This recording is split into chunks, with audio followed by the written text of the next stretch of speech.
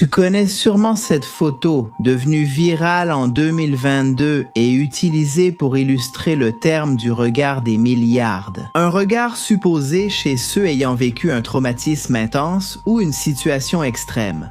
Il est probable que tu saches aussi qui est le protagoniste de la photo et ce qui lui est arrivé. Le garçon s'appelle Ricker Webb et cette année-là, il a connu une célébrité inattendue. Après s'être perdu dans la forêt pendant 2 jours, son histoire a eu une fin heureuse. Il a été retrouvé vivant et sans blessure grave. Du moins, c'est ce que l'on suppose. Son visage semblait pourtant indiquer autre chose. Beaucoup de spéculations ont circulé sur ce qui lui serait arrivé pendant ces 48 heures où ses parents l'ont cherché désespérément. Comme si l'histoire n'était pas déjà assez terrible, des mois plus tard, son frère aîné a filmé Ricker chez eux alors qu'ils partageaient un moment dans le salon de la maison. Selon lui, il voulait prouver que le garçon allait mieux et que les rumeurs étaient fausses. Moi, en demandant ce qui est arrivé à Ricker, tu te souviens quand tu t'es perdu? Qu'est-ce que tu vois? Je vois une maison. J'y vais. C'est que ces dernières heures, de nombreuses rumeurs avaient envahi le web, sur divers forums. On racontait qu'en subissant des analyses de sang, Ricker avait démontré avoir un acide désoxyribonucléique différent. Comment cela était-il possible? Son frère a publié une vidéo pour démentir ces rumeurs, mais l'effet a été inverse. Regardant la caméra, Ricker a dit avoir vu quelqu'un pendant son absence. Une maison chez les mères, oui. Pour qu'elle puisse vivre et ensuite pour qu'elle puisse vivre.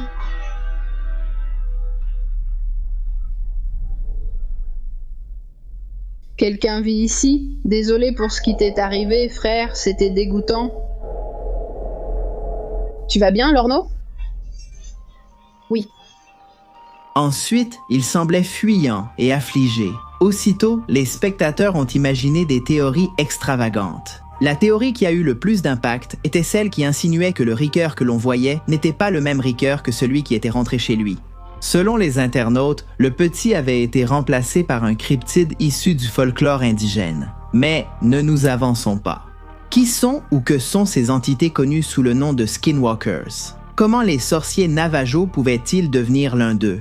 Quelles capacités surnaturelles ont ces êtres? Pourquoi évoque-t-on des expériences génétiques militaires? Que pensent ceux qui évoquent des créatures interdimensionnelles? Quel rapport avec les Nawals, les Wendigo, l'homme jaguar et la thérianthropie? Pour y répondre, explorons l'histoire étrange et troublante des Skinwalkers.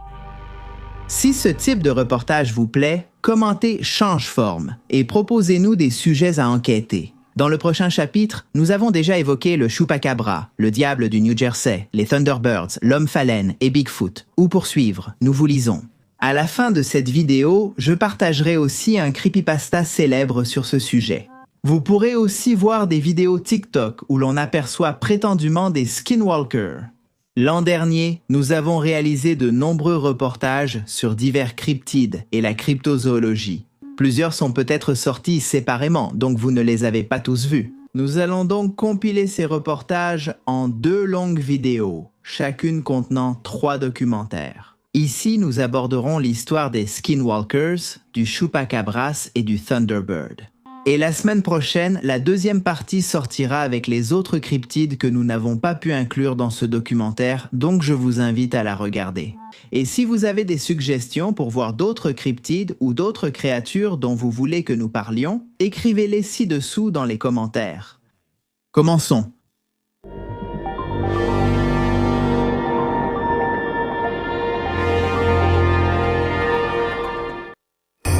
Les changeformes de la nation Navajo, pour vraiment comprendre ce que sont les Skinwalkers, il faut remonter dans le temps.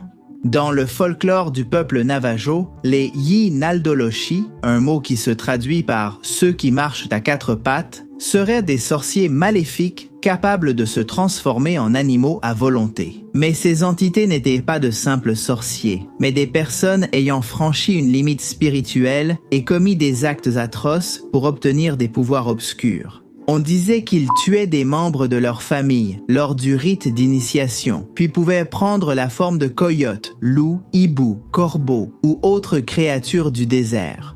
Ils développaient également une force surhumaine, pouvaient imiter des voix, lire les pensées et même posséder le corps d'autrui. Il convient de préciser que tout ce que l'on sait sur les Skinwalkers est relatif et repose sur très peu d'archives. La raison en est que, même au sein de la tradition Navajo, parler de ces êtres est tabou. De plus, prononcer leur nom est considéré comme une invitation au mal. Les sorciers Navajo dotés de ce don porteraient souvent des peaux d'animaux, les rendant ainsi reconnaissables. Un détail crucial, selon les anciens. Il y a des siècles, un conflit ancestral opposa les clans Navajo et Ute. Dans cette guerre oubliée, les Navajo auraient invoqué des Skinwalkers pour maudire les Utes et leurs terres. Depuis lors, certaines régions ont été marquées comme des épicentres d'activités peu conventionnelles, des épicentres qui attireraient d'anciens sorciers métamorphes qui auraient passé tout ce temps à survivre dans la nature. Trouver ces terres maudites revient à entrer dans un endroit dangereux et peut-être magnétisé, avec la présence de créatures impitoyables et assoiffées de sang. Parmi ces terres fertiles pour les anomalies se trouverait le célèbre et complexe Ranch Skinwalker. Un rapport complet sur ce site est déjà disponible à consulter si besoin. En attendant, il suffit de savoir que le fameux ranch se trouve dans le comté de Wita, au nord-est de l'Utah, et qu'il est aujourd'hui synonyme d'inexplicable. Cet espace de 94 hectares est considéré tout simplement comme la zone du monde où l'incidence paranormale est la plus élevée. Que s'est-il passé au ranch Skinwalker? Ce qui se produit sur cette terre, réputée maudite par les Navajos, ne se résume pas à une seule étrangeté. On y croise des soucoupes volantes, des poltergeists, des portails dimensionnels et des créatures effrayant même le Yeti ou le Chupacabra. Nous parlons d'un lieu mystérieux, un endroit qui a captivé et continue de captiver aussi bien les passionnés d'histoires insolites que les scientifiques du monde entier. Un lieu qui est passé entre les mains d'enquêteurs excentriques et de millionnaires extravagants. En 1994, Terry et Gwen Sherman ont acheté la propriété avec un plan bien précis, établir un ranch de bétail. Ils l'ont planifié pendant longtemps, ont investi beaucoup d'argent et de nombreuses heures pour donner forme au projet. Ils avaient anticipé tous les inconvénients que la nouvelle entreprise pouvait causer, mais n'ont pas réussi à satisfaire leurs attentes. Ce qui a commencé à leur arriver, dès qu'ils ont emménagé, c'était quelque chose d'impossible à prévoir. Comment peut-on être prêt à affronter de telles choses? Tout a commencé un après-midi alors que le couple travaillait dehors. Après avoir passé la matinée à déménager les meubles et équipements, ils étaient fatigués mais heureux. Soudain, ils ont vu un grand loup apparaître là où les vaches paissaient. D'abord, les Sherman sont restés immobiles, espérant que l'animal parte, mais ils l'ont vu attaquer un veau. Terry a aussitôt saisi son fusil et tiré plusieurs fois.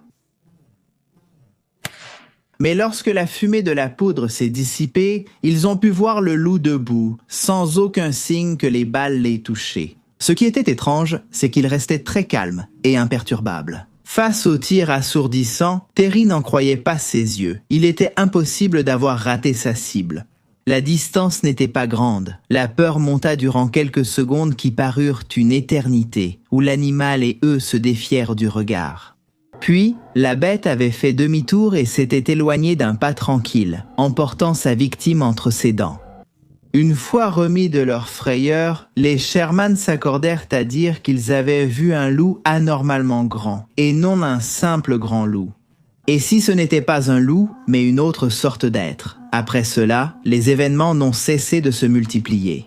Pannes électriques, lumières étranges, mutilations animales précises, disparitions soudaines. Et, plus troublant encore, des figures humanoïdes observaient depuis les limites du terrain, toujours dans l'obscurité et en silence. En 1996, les Sherman, épuisés et désespérés, ont vendu la propriété à Robert Bigelow, milliardaire et fondateur du National Institute for Discovery Science.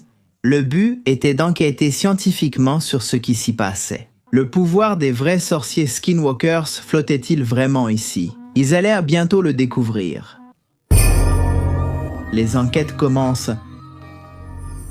Pendant des années, physiciens, biologistes, vétérinaires et ex-militaires ont surveillé la zone avec caméras, capteurs, radars et équipements high-tech. Robert Bigelow est un magnate fasciné par le paranormal depuis l'âge de 12 ans.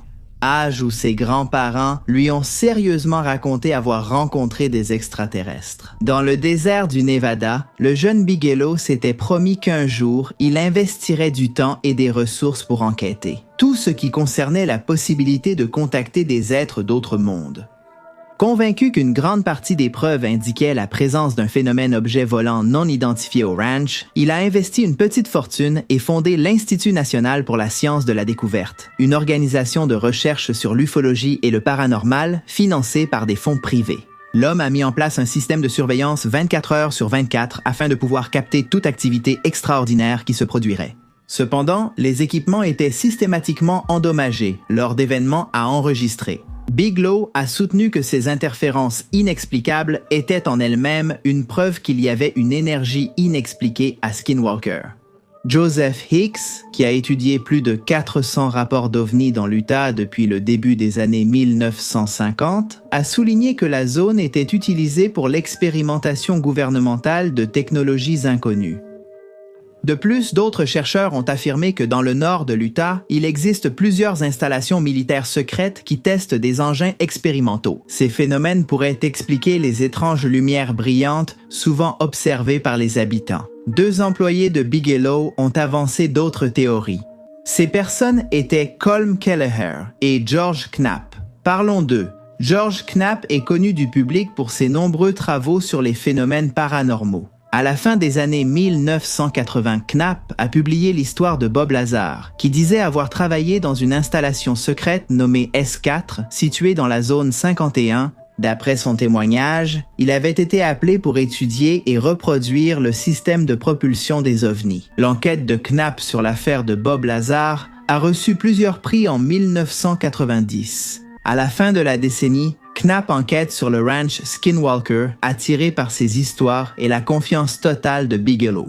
Là-bas, Knapp rencontrerait Colm Kelleher, chercheur du paranormal et vulgarisateur scientifique. Installé sur place, Kelleher dit avoir vu une grande créature humanoïde. La nuit du 12 mars 1997, cette créature espionnait l'équipe de recherche depuis un arbre. Le scientifique a indiqué que la silhouette était à environ 50 mètres et les observait depuis une branche 6 mètres au-dessus du sol. Était-il en présence d'un sorcier ancestral ou d'un extraterrestre? Knapp et Kelleher ont uni leurs forces et ont publié un livre sur la maison du Skinwalker. La science fait face à l'inexplicable dans un ranch isolé de l'Utah. Un des cas les plus troublants du livre relate l'apparition d'une porte lumineuse dans les airs, observée par un enquêteur. Était-ce une hallucination, une fenêtre sur une dimension parallèle ou une cicatrice apparue dans la réalité? Et si c'était un vortex nous reliant à la source des récits fantastiques d'autrefois? Malgré l'enthousiasme des hommes, la plupart des phénomènes restèrent insaisissables, comme si quelque chose percevait l'observation. En plus, certains membres de l'équipe souffrirent de graves symptômes physiques et psychologiques, insomnie, paranoïa, perte de mémoire et cauchemars. Chaque fois qu'une piste solide était trouvée, quelque chose ou quelqu'un intervenait pour la faire disparaître. Knapp et Kelleher sont ensuite revenus interroger d'anciens membres de la tribu du site. Que s'est-il passé ensuite? Ils ont été surpris. Des skinwalkers encore actifs. Selon le livre de Colm Kelleher et George Knapp. Comme déjà mentionné, les Utes reconnaissent que des phénomènes étranges venus d'un autre monde ont lieu dans la région depuis des siècles. Depuis l'arrivée des explorateurs européens, des objets étranges ont été vus dans le ciel de l'Utah. En 1776, le missionnaire franciscain Sylvestre Vélez de Escalante, l'un des premiers à s'être aventuré en Amérique du Nord. Il a écrit sur d'étranges boules de feu apparaissant la nuit au-dessus du campement. Mais le peuple Ute ne pense pas que tout vienne de l'espace. En fait, ils disent qu'un skinwalker vit dans Dark Canyon, au-delà du ranch, dans une grotte vieille de plusieurs décennies. Cela peut sembler absurde, mais alors, pourquoi le gouvernement américain s'intéresse-t-il à cet endroit? Des années plus tard, le Pentagone a déclassifié des documents montrant qu'une grande part de son budget avait servi à étudier le ranch via le programme Advanced Aerospace Threat Identification Program, Advanced Aerospace Threat Identification Program. Pourquoi un organisme officiel investissait-il autant pour étudier un lieu légendaire? Qu'ont-ils découvert qui n'a jamais été révélé? Les questions restent ouvertes en 2016. Brandon Fugal, magnat de l'immobilier, a acheté le ranch Skinwalker et l'a transformé en une télé-réalité lucrative pour History Channel. Rappelez-vous que si vous voulez en savoir plus sur ce ranch, vous pouvez regarder le rapport complet que nous avons réalisé à ce sujet. Ce qu'il est important de savoir, c'est que lorsque le ranch a commencé à gagner en popularité, le concept de Skinwalker est entré dans une phase moderne et a donné lieu à une série d'expériences marquantes et de rencontres avec des Skinwalkers. Au fil des ans, des centaines de personnes, surtout dans le sud-ouest des États-Unis, ont rapporté des rencontres effrayantes. Découvrons quelques-unes de ces rencontres. Un couple campant près de Flagstaff, Arizona, a été réveillé la nuit par les pleurs d'un bébé. Ce qui était étrange, c'est qu'ils se trouvaient en plein désert, à des kilomètres du village le plus proche. En sortant de la tente, ils n'ont vu personne. Puis les pleurs se sont transformés en rires, et les rires en paroles qui imitèrent la voix de la femme. Une voix criait depuis les buissons pour demander de l'aide, disant être blessée. En tentant de fuir en camionnette, le couple a aperçu une silhouette courant à 4 pattes à plus de 70 km à l'heure près du véhicule. Quelque temps plus tard, un adolescent qui vivait dans la réserve Navajo s'est réveillé en sursaut pendant la nuit. En regardant par la fenêtre, il a vu son chien aboyer contre une silhouette debout devant la grange. L'animal s'est jeté sur la silhouette, mais il n'a jamais réussi à la toucher, il s'est simplement effondré, mort. Le lendemain, la créature avait disparu devant la grange. Quelqu'un ou quelque chose avait dessiné un cercle avec des symboles étranges, avec ce qui semblait être du sang séché. Les nuits suivantes, d'incessants hurlements aigus retentirent, rappelant ceux du chien décédé. Qui l'imitait dans l'ombre et pourquoi?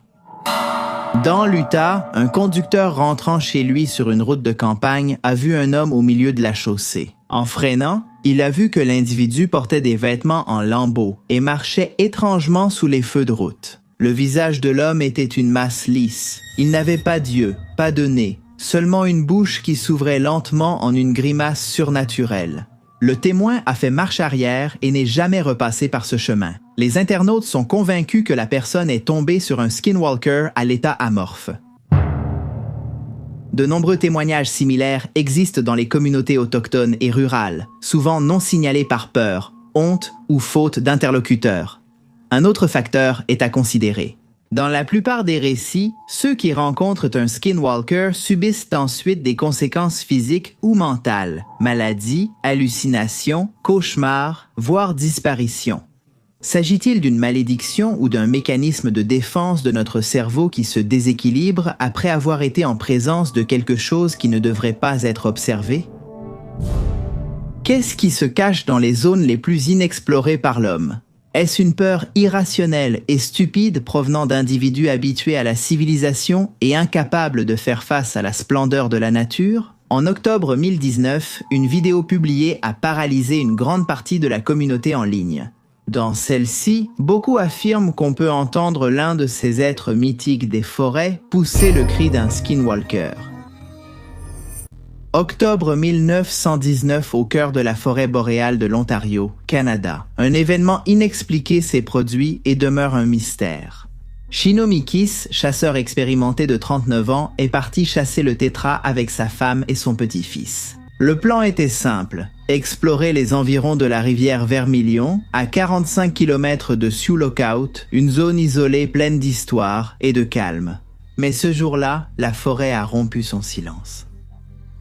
En marchant sous des arbres semblant les observer, le groupe a entendu un hurlement étrange, un cri ou rugissement ne correspondant à aucun animal connu. Heureusement, l'un d'eux a sorti son téléphone à temps et a filmé le moment où la forêt a crié.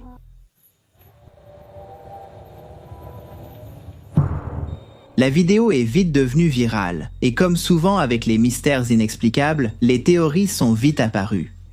Certains parlaient d'un loup, d'autres d'un élan, ou même de lynx et de coyote, mais aucun ne correspondait vraiment. Il faut préciser que Chino n'était pas un amateur. Avec des années de chasse ici, il reconnaissait chaque chant d'oiseau et chaque grognement de prédateur. Il a avoué qu'au début, il croyait à un animal blessé ou en rut, mais en écoutant mieux, il a ressenti quelque chose de glaçant. Ce son lui était inconnu. Sous pression médiatique, le ministère des Ressources naturelles et des forêts de l'Ontario s'est exprimé. Ils ont déclaré que le son pourrait provenir d'un grand mammifère. Ils ont ajouté que la distance d'enregistrement et l'absence de preuves concrètes rendaient toute confirmation impossible. Pendant ce temps, Internet est devenu incontrôlable. On a évoqué des hurleurs nocturnes, des êtres interdimensionnels et des créatures vivant aux confins de la forêt boréale, là où la civilisation n'ose aller. Certains l'associent aux légendes Ojibwa sur des esprits imitant des cris humains pour piéger les imprudents, d'autres à la cryptozoologie. Et si ce n'était pas un animal connu? Et si ce qu'ils ont entendu venait d'une entité n'existant que si on la voit? À ce jour, nul n'a expliqué ce que Shinomikis a capté ce gris après-midi d'automne. Il ne reste que la vidéo, le cri et la forêt attendant de reparler.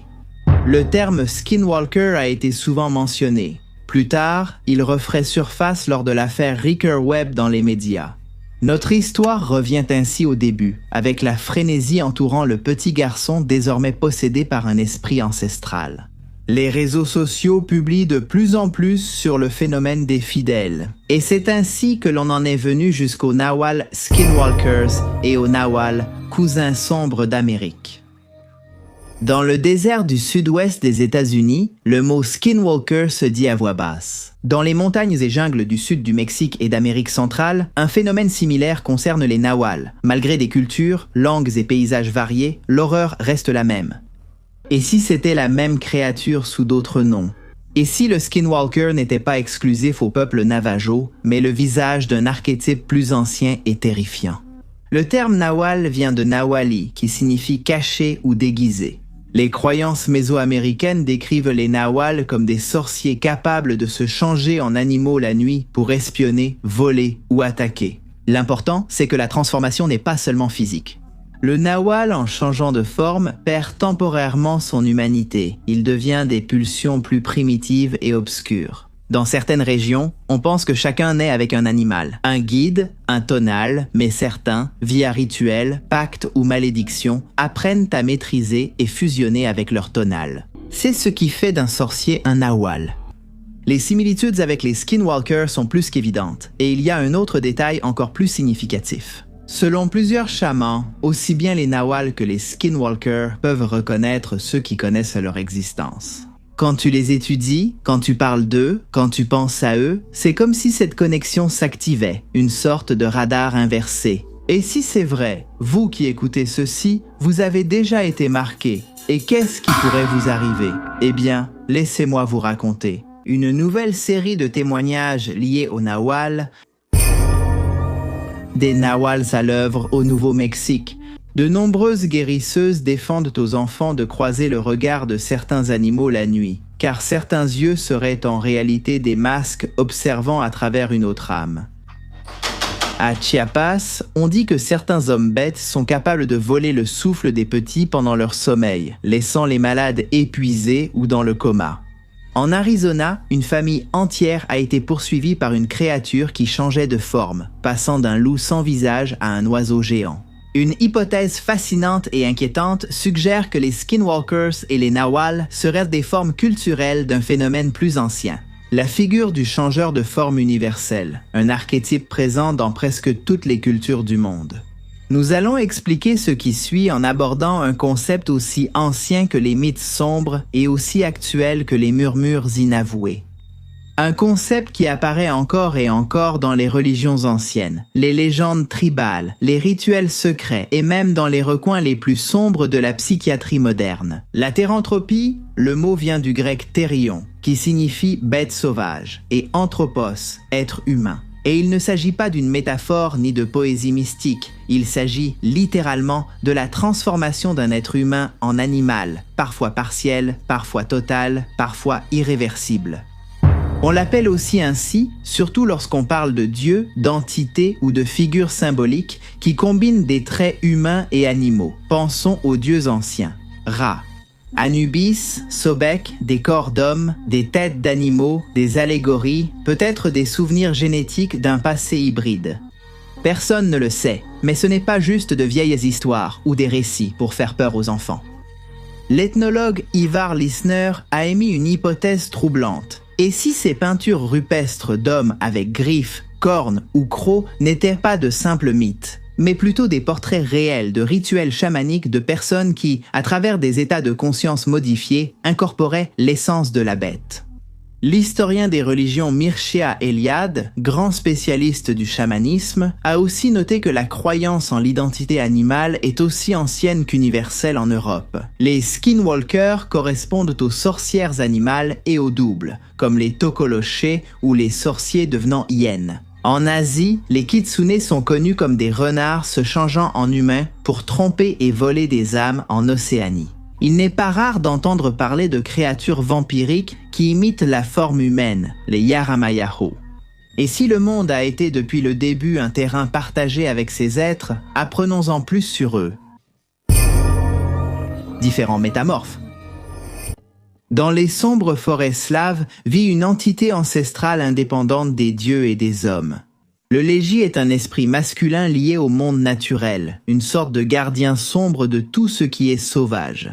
Il n'est pas seulement le protecteur, il est la forêt incarnée. Il apparaît comme un homme immense, mais son corps reste un mirage changeant. Il peut atteindre la taille d'un arbre ou rétrécir à celle d'un brin d'herbe. Sa peau est aussi pâle que l'écorce du bouleau. Ses yeux verts brillent avec l'intensité d'une mousse enchantée. Sa barbe est faite de lianes vivantes et de plantes grimpantes qui respirent. On le voit souvent accompagné de loups, d'ours et de toute créature qui vit sans chaîne. Il peut adopter des formes animales ou végétales. Quand il marche parmi les humains, il se déguise en paysan rustique. Seuls ses yeux qui ne clignent jamais le trahissent.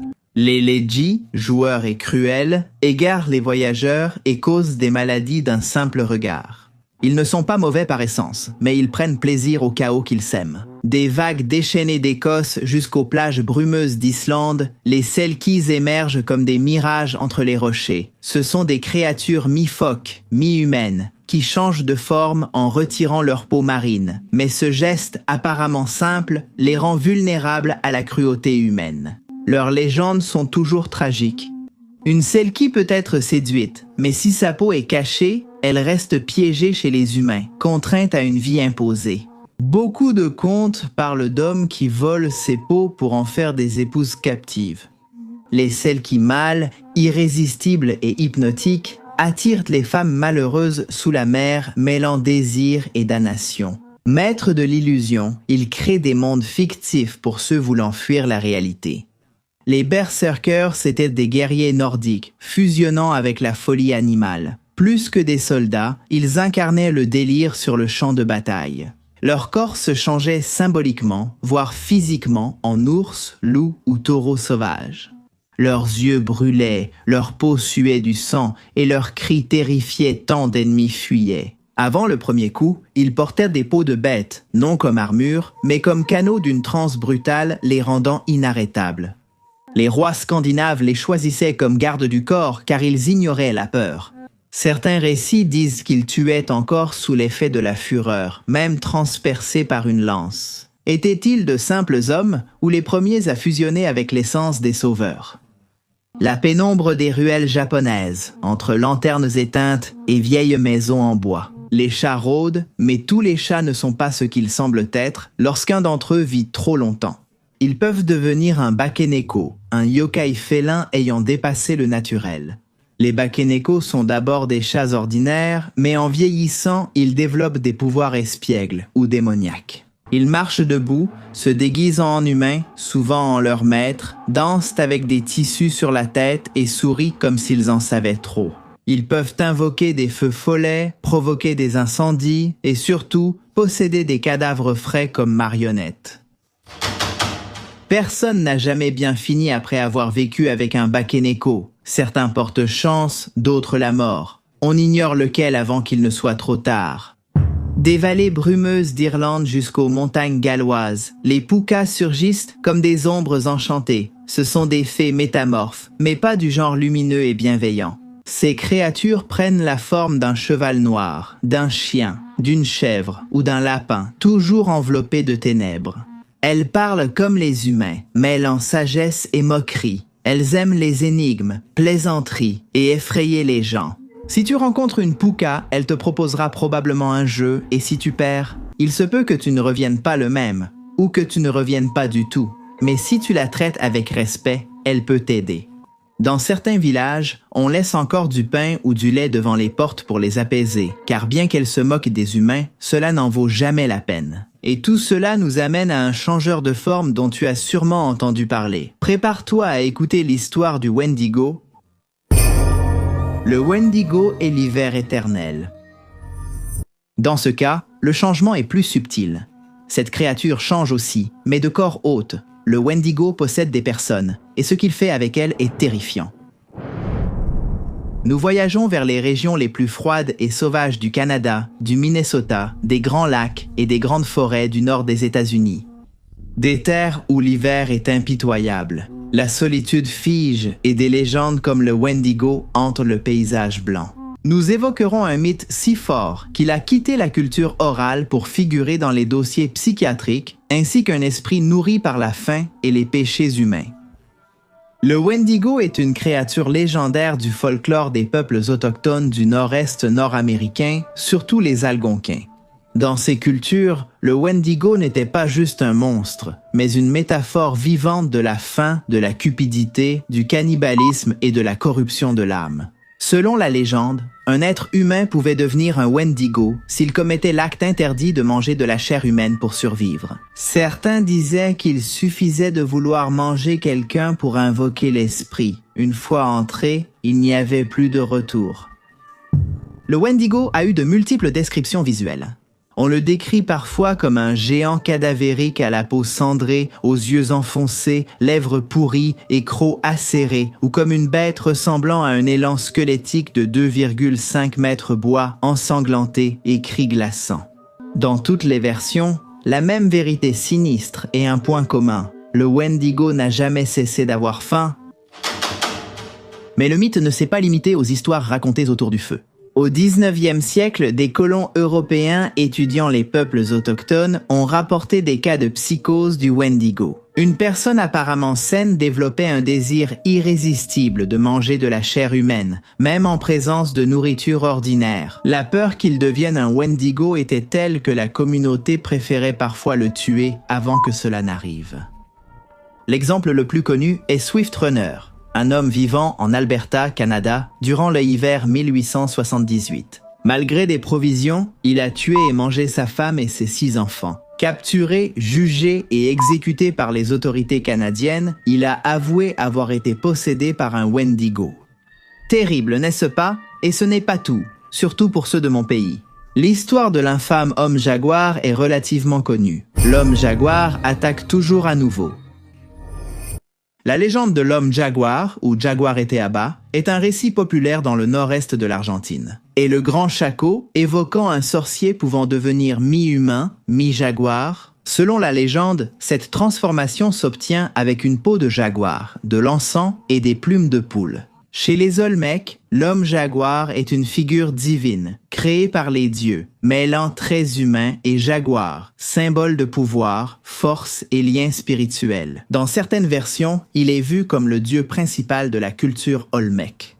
Dans le nord-ouest argentin, l'homme jaguar porte le nom d'Utoronco, ou Runa Uturungu. La légende raconte qu'un vieil homme, en se roulant dans la peau d'un jaguar, peut se transformer en cette créature, acquérant une grande force et férocité. On lui attribue la capacité d'attaquer les hommes sans être vu, dévorant des animaux, surtout les plus grands et les plus gras. La légende dit aussi que la transformation se produit au crépuscule et que l'humain réapparaît à l'aube. Dans la culture Olmec, le mythe de l'homme jaguar relie la création et les mondes humain et animal. On raconte qu'une femme vertueuse a été possédée par un jaguar, donnant ainsi naissance aux hommes jaguars. Ces êtres, brillants en guerre et en art, ont subi la colère des dieux lorsqu'un jeune homme a aimé une femme jaguar, défiant les règles divines. L'art rupestre du Venezuela et de Colombie montre des jaguars, suggérant un lien entre chaman et jaguar. Ces représentations, souvent dotées de schémas iconographiques similaires, suggèrent leur identité. En résumé, la légende de l'homme jaguar varie selon les différentes cultures. Mais dans toutes, on met en avant la figure d'un être hybride, moitié humain, moitié jaguar, qui incarne le pouvoir, la force, la connexion avec la nature et le monde spirituel. Pendant ce temps, certains pensent que si, de nos jours, on continue de trouver des preuves de l'existence de ces êtres, ce n'est pas parce que nous sommes en représentation. Il y a ceux qui pensent que les Skinwalkers ne seraient qu'un écran folklorique, très pratique pour expliquer des choses qui auraient une origine encore plus insolite.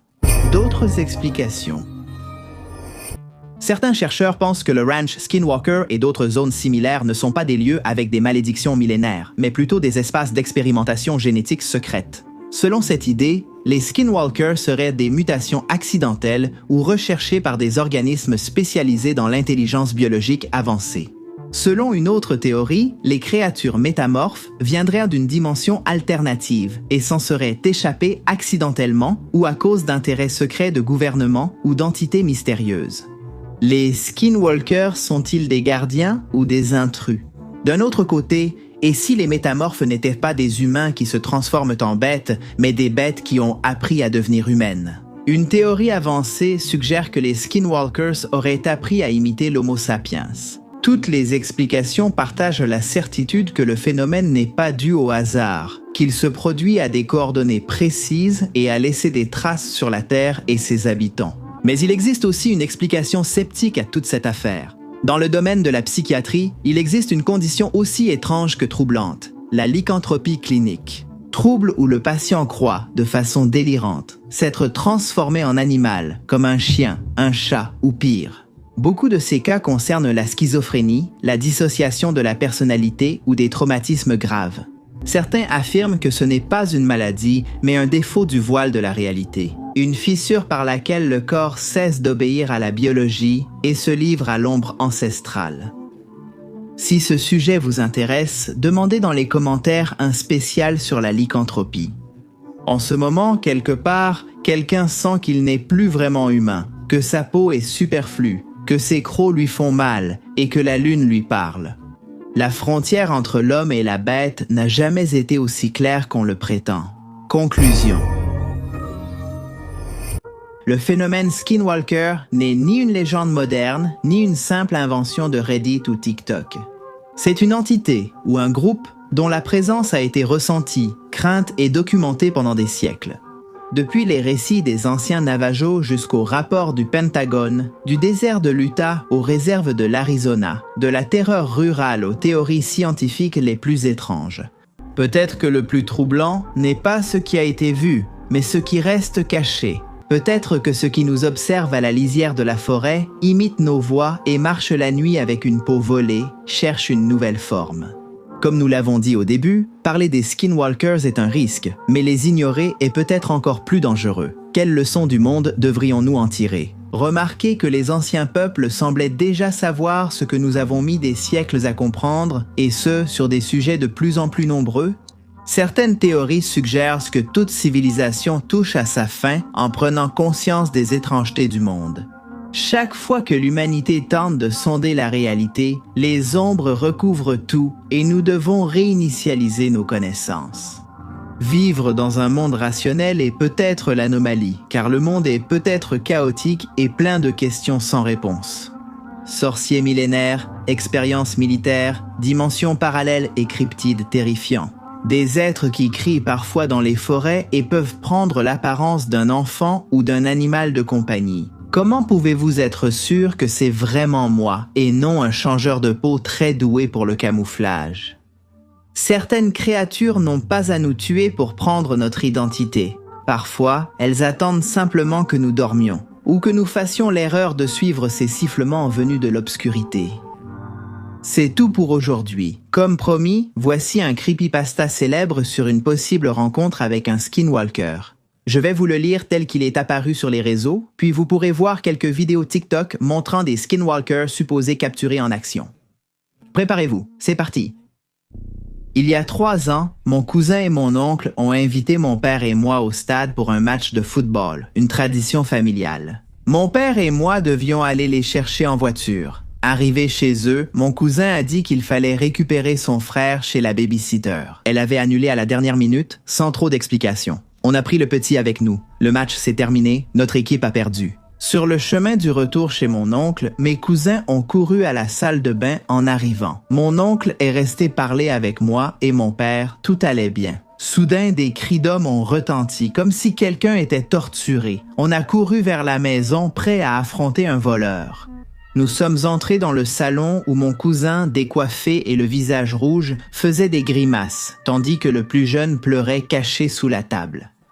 On a cru que l'aîné faisait une crise, alors on lui a mis un chiffon dans la bouche. Mon oncle était désespéré et presque en larmes. Il a essayé de lui parler, mais il ne nous écoutait pas, ou il nous ignorait simplement. Ne sachant que faire, nous l'avons attaché avec des cordes du garage. Après avoir crié et bougé, il s'est calmé puis a balbutié. Nous avons encore essayé de lui parler, mais il semblait ne pas comprendre. Mon petit cousin continuait de pleurer, mais plus calmement, alors nous lui avons demandé ce qui s'était passé. Il a dit qu'en entrant, ils avaient vu le chien manger des céréales avec une cuillère. Ils l'ont ensuite emmené en clinique et, en résumé, on nous a dit qu'il avait définitivement perdu une vis. Nous pensions que mon petit cousin était dépassé, donc il ne s'exprimait sans doute pas bien. Quelques jours plus tard, une fois les choses calmées, nous lui avons reposé la question et il répétait la même chose. Que s'est-il passé? Vous avez vu le chien manger des céréales avec une cuillère. Ma tante paniquait car elle ne comprenait pas, jusqu'à ce que l'enfant, désespéré, dessine ce qu'ils ont vu en entrant. Ma tante est devenue encore plus folle à cause de ce dessin, car elle n'avait pas vu son chien, après que mon cousin aîné soit devenu fou. Et c'est tout. Mon petit cousin suit une thérapie chaque semaine et le chien n'est jamais revenu. Voici le dessin.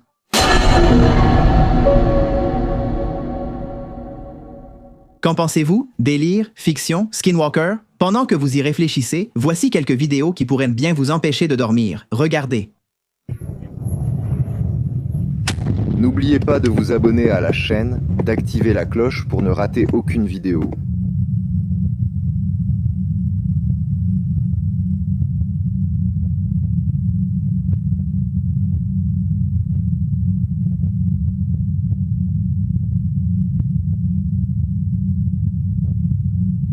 Je devrais capter quelque chose ici. Abonne-toi.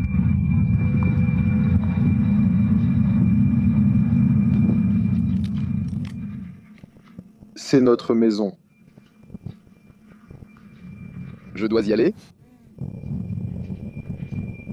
J'y vais.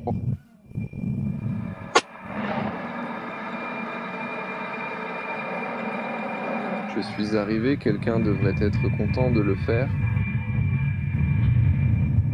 Il n'est pas encore là. Allez, on y va.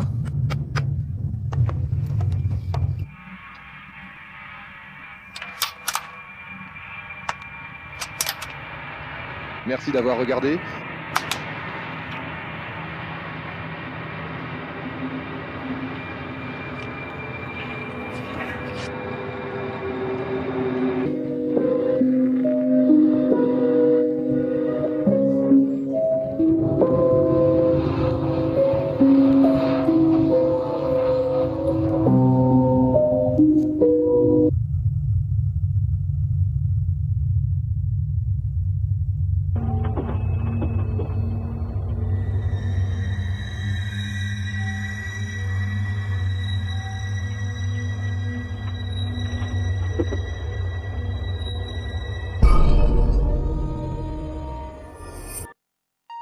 En 2022 au Chili, la découverte de 2 veaux et d'un taurillon mutilé a suscité de nombreuses réactions. L'affaire paraissait particulièrement étrange. Les animaux n'avaient ni globes oculaires ni langue. L'intérieur de leur cavité buccale semblait brûlé, et ce n'était que le début.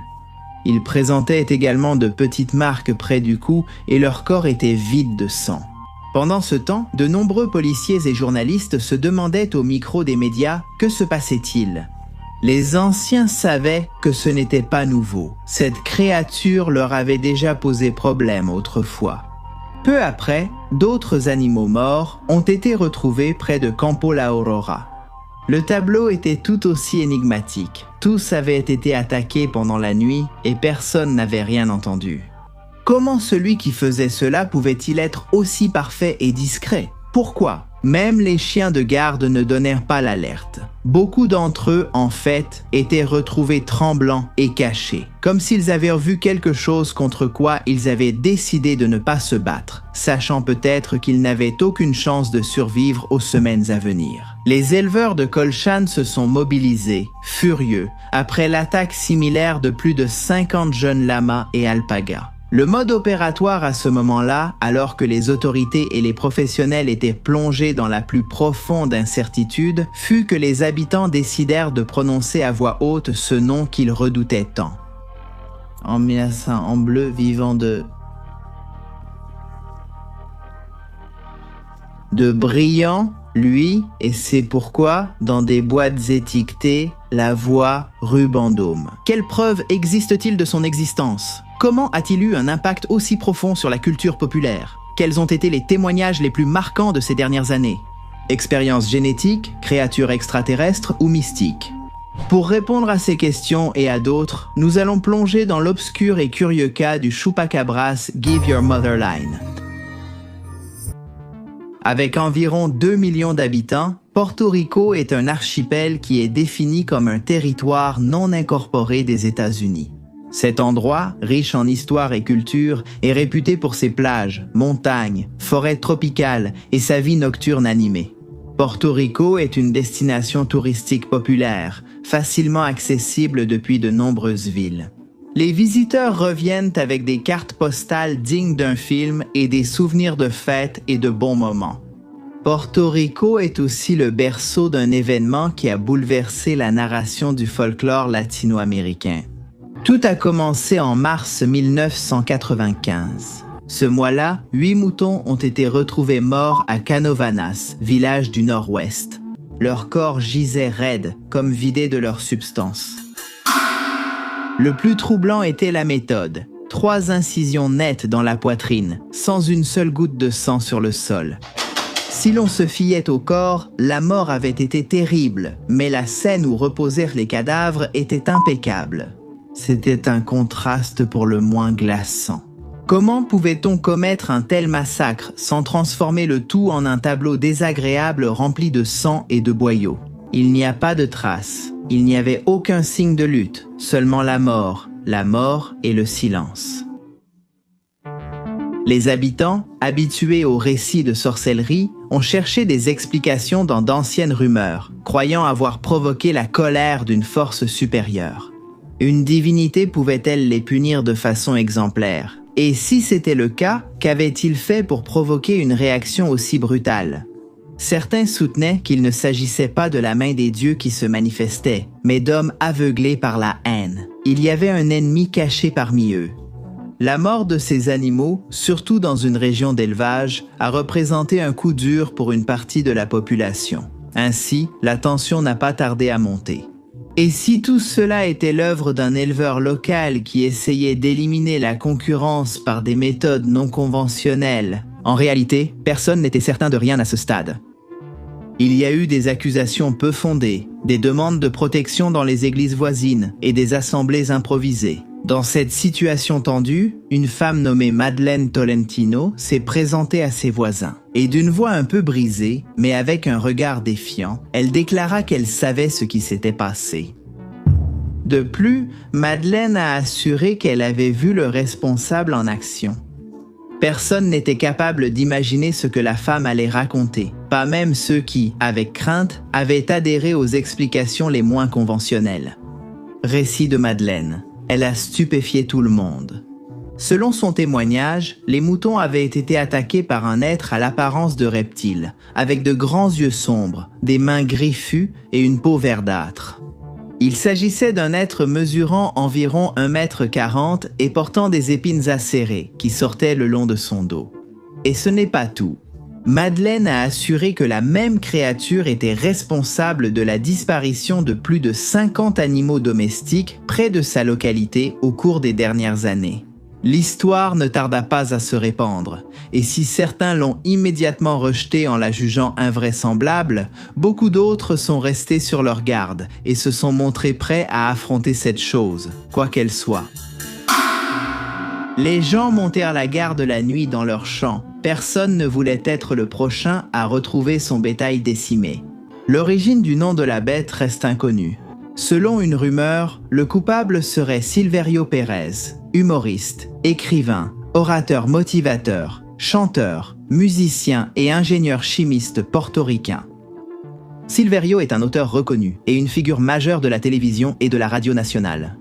À plus d'une occasion, l'homme a rappelé le moment où ils ont reçu, à la station de radio où il travaillait, le récit d'un voisin effrayé qui racontait que ses chèvres avaient été retrouvées mortes. Pour atténuer le côté dramatique, Silverio avait improvisé un commentaire amusant. Comme c'était son habitude, il avait dit à l'auditeur qui avait appelé de reprendre contact si le chupacabra réapparaissait. L'affaire a fait rire avant que l'émission ne change de sujet, si les faits sont avérés. C'est alors qu'un nom a été donné à l'un des cryptides les plus débattus récemment. Son influence ne tarda pas à s'étendre bien plus que quiconque aurait pu l'imaginer. La route du chupacabra. Le terme chupacabra s'est d'abord diffusé dans la région, puis a acquis une importance mondiale, provoquant une vague de panique paranormale. En quelques semaines, des dizaines d'animaux ont été retrouvés morts dans des conditions semblables aux premiers moutons, toujours avec des blessures précises. Sans sang, sans bruit, comme si un prédateur invisible menait une mission chirurgicale. Les voisins ne se contentaient plus de surveiller depuis leurs fenêtres et ont commencé à former des patrouilles nocturnes. Parmi tous ceux qui parcouraient les nuits avec des torches et des armes à feu, les paroles de Madeleine commencèrent à faire leur chemin. Rire de la façon dont la femme décrivait la créature. En plein jour, c'était une chose, mais lorsque la lune apparaissait et que les ombres s'allongeaient, cela ne semblait plus aussi drôle. Peu à peu, mais sans interruption, d'autres témoins commencèrent à apparaître. Certains affirmaient avoir vu la créature sauter comme un kangourou, d'autres disaient qu'elle volait. Personne n'avait de preuves, mais tout le monde avait une terrible certitude. La terre, qui jusqu'à il y a quelques mois leur apportait subsistance, nourriture, travail et refuge, présentait maintenant une énigme passionnante mais dangereuse. Qu'est-ce qui se cachait entre les arbres et les herbes? Quels étaient ces bruits dans la grange? Ces hurlements étaient-ils ceux d'un coyote ou de quelque chose d'autre? Ils rôdaient dans les environs, comme c'est souvent le cas avec les mythes puissants.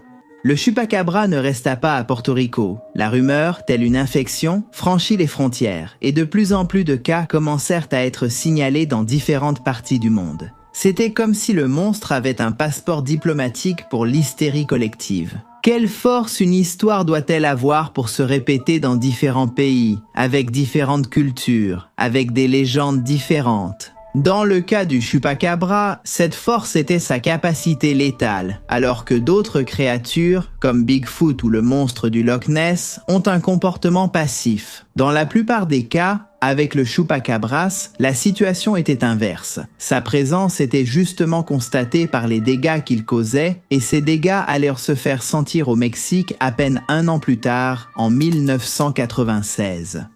Jusqu'ici, le chupacabras s'était glissé dans le quotidien, mais avec son empreinte mexicaine, tout a échappé au contrôle. C'est là qu'allait se produire ce qu'on a appelé l'ère de la terreur médiatique. Le chupacabra arrive au Mexique.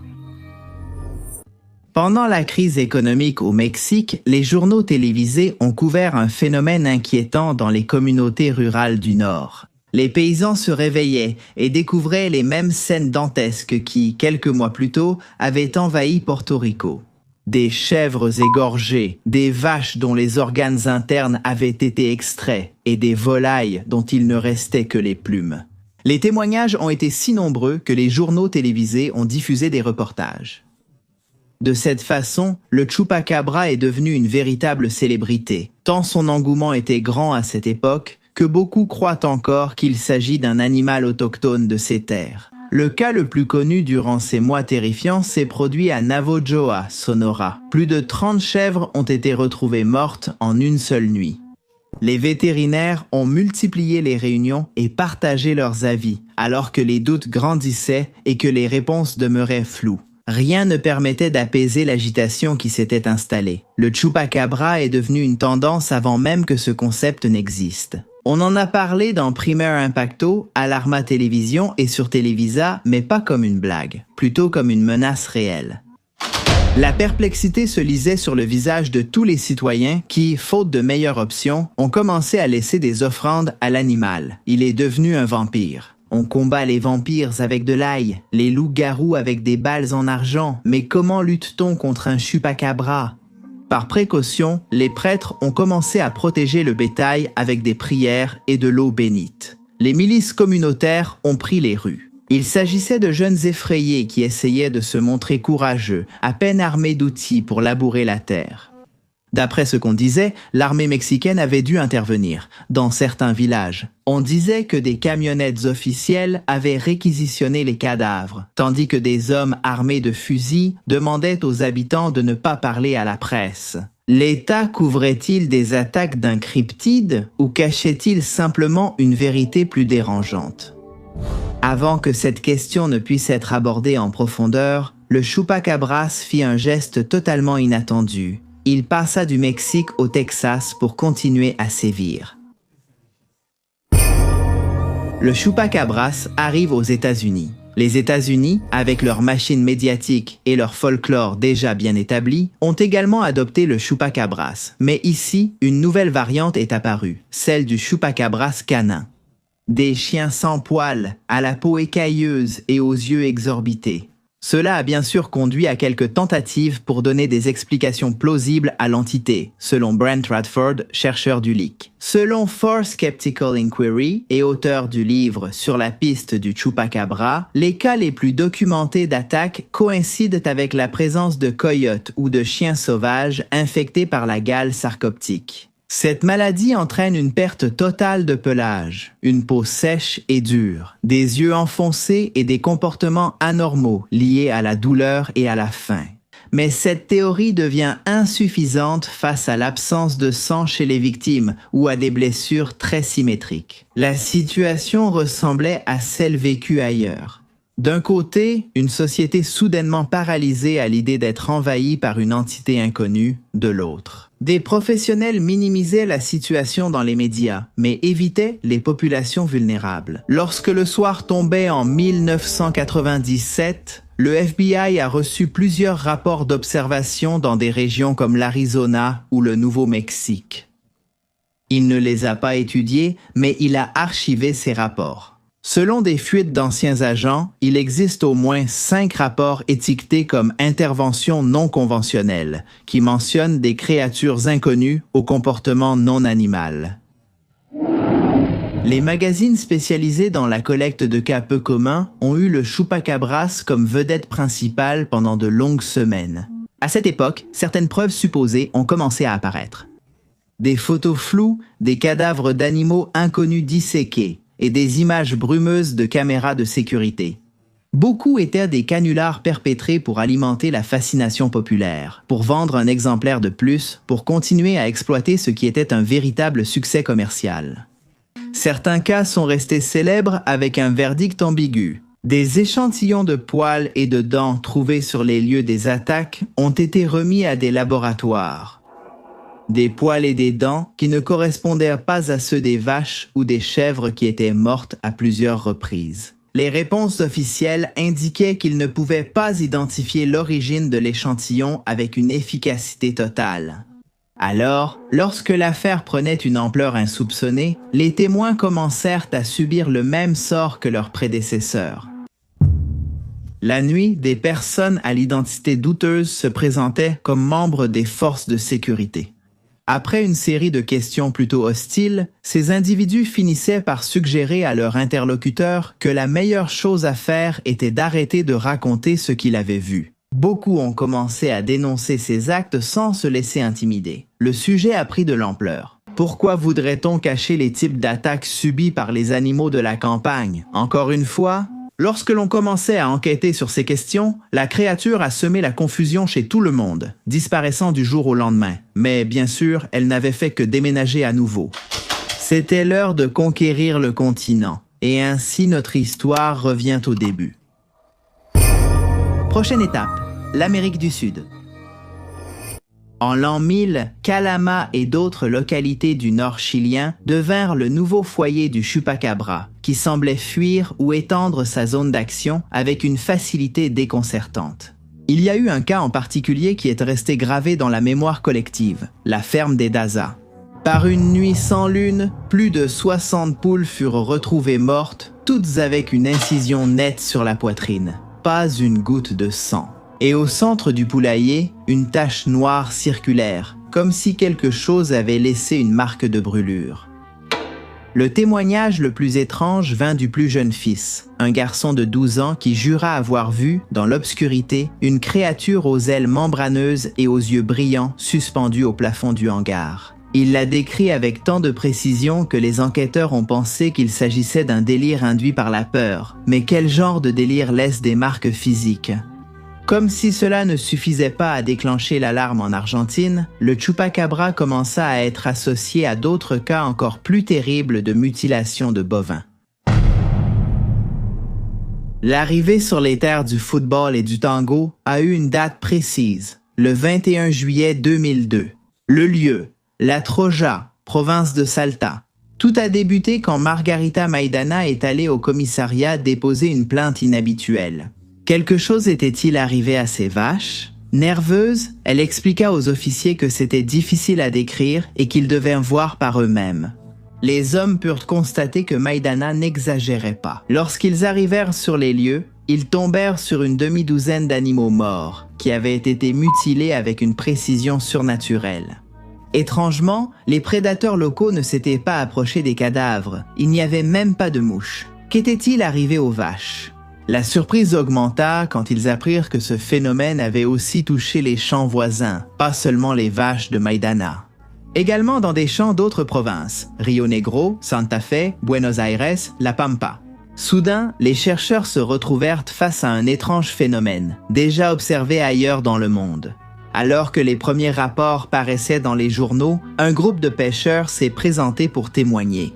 Ils ont raconté qu'il y a 1 mois, ils se rendaient dans une lagune de Buenos Aires pour pêcher des péjerrey un après-midi. Ils avaient vu quelque chose par la fenêtre, quelque chose d'impossible à décrire sans passer pour des fous. Ils ont fait un portrait robot de l'animal. Les détails étaient ceux du célèbre chupacabras. Les plus sceptiques ont commencé à spéculer sur la possibilité que tout cela soit une manœuvre des éleveurs, qui cherchèrent des moyens ingénieux de se débarrasser de certaines de leurs vaches afin de toucher d'importantes assurances. Mais cela n'expliquait toujours pas les méthodes étranges avec lesquelles les animaux étaient exécutés. Une autre tentative d'explication évoquait une guêpe carnivore d'origine allemande, un insecte importé d'Europe il y a plus de 25 ans pour lutter contre les nuisibles. Ce serait elle la cause de tout. L'insecte, connu sous le nom de veste jaune, est une guêpe dont les larves pourraient vider les animaux en quelques minutes, les découpant sans provoquer de saignement. D'autres ont attribué les massacres au chat chaqueño, une espèce qui avait migré depuis le nord dans les années 40, s'adaptant à la région. Le sujet a suscité l'engouement pendant des mois, jusqu'à ce qu'une réponse validée par plusieurs scientifiques soit trouvée. Apparemment, le coupable de tout cela était un rongeur. Le SENASA, le Service national de la santé et de la qualité agroalimentaire, a désigné la souris à museau pointu rougeâtre comme l'auteur des mutilations. La population de ce rongeur aurait fortement augmenté, sans doute à cause de l'humidité et des températures clémentes de ces dernières années. Il a été prouvé que ces petits animaux de moins de 16 cm peuvent provoquer des infections et sont particulièrement voraces, à cause des organes absents chez le bétail mutilé. Le doute a toujours subsisté quant à cette résolution hâtive. Une résolution qui n'a pas été la seule tentative d'explication, il y en a eu d'autres, des théories et explications un peu plus extravagantes. Un animal galeux, un simple rongeur. Pour beaucoup, c'était une moquerie des organismes de sécurité qui cachaient sans doute quelque chose de plus grave. Parmi les milliers, 2 théories ont pris une force particulière. La première fut celle des expériences biologiques. Plusieurs chercheurs indépendants, y compris d'anciens militaires et des théoriciens du complot, ont désigné El Yunque, une région montagneuse de Porto Rico, comme le point de départ de toute cette affaire. Pour mettre les choses en contexte, El Yunque abrite une base militaire américaine en activité depuis les années 50, utilisée pour des expériences sur le radar, la météorologie et, prétendument, la biologie avancée. Selon des documents déclassifiés en vertu de la loi sur la liberté d'information, dans les années 70, des projets secrets de modification génétique d'animaux pour des environnements hostiles ont été menés. De plus, les premiers rapports militaires sur les morts de bétail envoyés à Washington étaient classifiés, ce qui n'arrive pas lors d'attaques ordinaires d'animaux sauvages. La deuxième théorie soutient que la dissimulation n'est pas destinée à cacher une expérience qui aurait mal tourné, mais plutôt à cacher l'origine extraterrestre de la créature. Oui, certaines recherches soulignent que la présence du chupacabra coïncide souvent avec l'apparition de lumière dans le ciel. S'agit-il d'un prédateur venu d'un autre monde, relâché sur nos terres par des êtres d'une intelligence supérieure, mais dans quel but? Pour voir comment il anéantit les animaux terrestres. Le laisse-t-il se nourrir avant de le reprendre? Certains ufologues affirment même que le chupacabra serait un drone biologique créé par des extraterrestres pour prélever du matériel génétique à des fins d'échantillonnage. Une théorie unifie ces idées, affirmant que le chupacabra a été créé par des humains avec une technologie extraterrestre, dans le cadre d'accords secrets entre gouvernements contre de la technologie. D'un autre côté, il existe une ligne de pensée qui relie le chupacabra à des entités démoniaques mineures, décrites dans des grimoires médiévaux, des créatures qui agissent comme gardiens de portails interdimensionnels, ou comme des sanctions contre des communautés ayant rompu des pactes sacrés. Selon certains occultistes, le chupacabra serait la manifestation d'une ancienne malédiction, un collecteur de vies animales à cause de rituels du passé mal exécutés. Il a même été associé à une forme démoniaque liée à d'anciens cultes mésoaméricains. Dans l'autre coin du ring, ceux qui sont moins attirés par ces idées ont élaboré d'autres explications possibles. Par exemple, que les créatures de Porto Rico étaient en réalité des macaques rhésus, qui ont tendance à se déplacer en utilisant leurs pattes arrière. Ces singes étaient utilisés pour des expériences à Porto Rico à l'époque. Il pourrait donc s'agir d'un groupe échappé. Une autre théorie des sceptiques, largement acceptée, trouve son origine dans la fiction. Cette théorie avance que les gens ont imaginé des choses après avoir vu un film d'horreur extraterrestre sorti à Porto Rico à l'été 95. De quel film parlons-nous? Espèce? Film, l'actrice Natalia Henstridge arbore des épines dans le dos, comme celle des premières descriptions données de l'animal. Selon ceux qui adhèrent à cette théorie, les personnes influencées par ce qu'elles ont vu sur grand écran auraient exagéré leur rencontre avec n'importe quel animal, déclenchant ainsi une boule de neige qui deviendrait immense et incontrôlable. D'une manière ou d'une autre, peu importe ce que nous choisissons de croire, les apparitions du chupacabra non seulement ne se sont pas arrêtées, mais elles se sont même multipliées. Le chupacabras reste d'actualité, le chupacabras en 1004. Dans le comté de Coleman, au Texas, un fermier nommé Reggie Lago a capturé un animal avec un piège qu'il avait installé après que certaines de ses volailles aient été retrouvées mortes. L'apparence de l'animal a été décrite comme un mélange de chien sans poils, de rat et de kangourou. On n'a jamais su ce qu'il est devenu. Le fermier a dit l'avoir remis à la police. La police a dit que ce n'était pas le cas. Qui mentait? À la mi-août 2006, la photo d'un supposé chupacabra est apparue, retrouvé écrasé sur la route après avoir attaqué plusieurs animaux. Dans le Maine, l'identification du cadavre a été impossible à cause de sa forte décomposition. En août 2007, un autre cadavre est découvert au Texas. Il est photographié et une femme locale demande à le faire empailler. Elle l'a exposé chez elle un moment à tous ses visiteurs, expliquant que l'animal n'était pas unique. Depuis qu'elle l'avait dans son salon, d'autres créatures similaires avaient commencé à la harceler. La version officielle affirme que la femme montrait fièrement un croisement entre coyote et loup mexicain. 2 ans plus tard, un adjoint du shérif a capturé avec sa caméra un être étrange. L'enregistrement est apparu dans diverses émissions de télévision, mais il n'a jamais été possible d'identifier ce que l'on y voit. En juillet 2010, des agents de contrôle animalier ont abattu un prétendu chupacabra dans le comté de Hood. Le même mois, un second chupacabra a été tué à quelques kilomètres. Les 2 corps ont été jugés comme des animaux atteints d'une mutation. Encore une fois, quelqu'un tentait d'effacer des preuves importantes.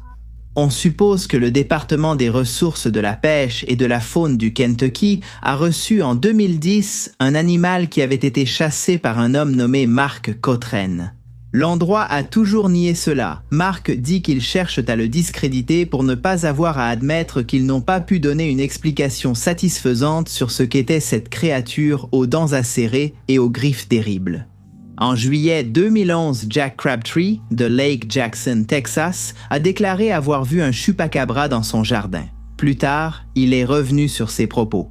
Beaucoup disent que c'est par peur des menaces qu'il a reçues. En 2012, il y a eu une série d'observations à Loma Hermosa, à Tepic. En 2013, une famille de Santa Fe, en Argentine, a déclaré aux médias détenir le cadavre d'un petit animal, peut-être un jeune chupacabra.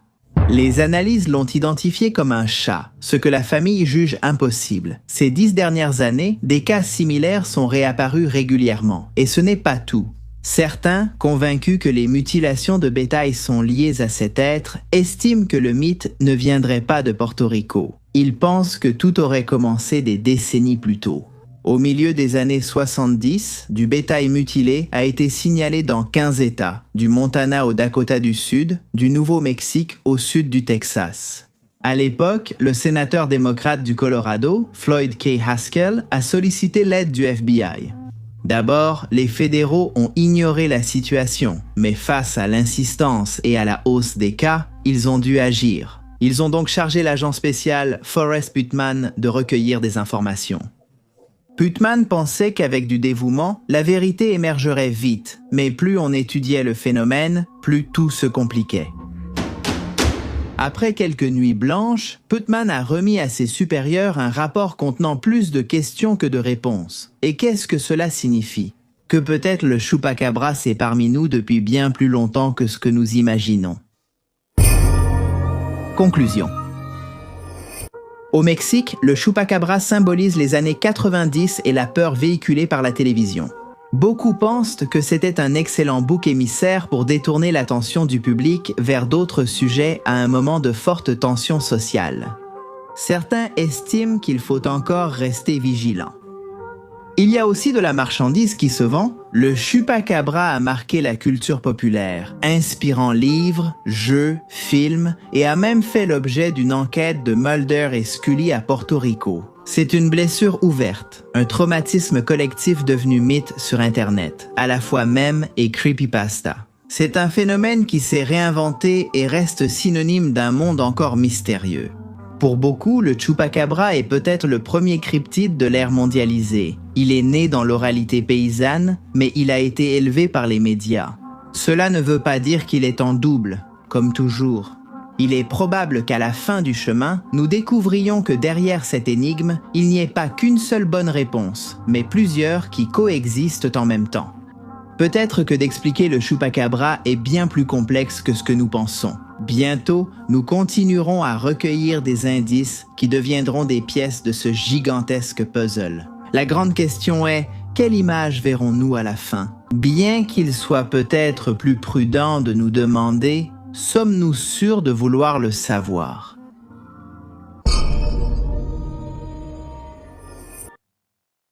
Aujourd'hui, nous explorons l'histoire d'un oiseau légendaire des anciens mythes nord-américains, toujours présent dans les récits actuels, qui est le protagoniste de terribles prophéties et qui, selon beaucoup, a été chassé et photographié. Oui, tu as bien entendu. Le terme « Lost Media » désigne tout matériel visuel ou sonore perdu ou inaccessible au public.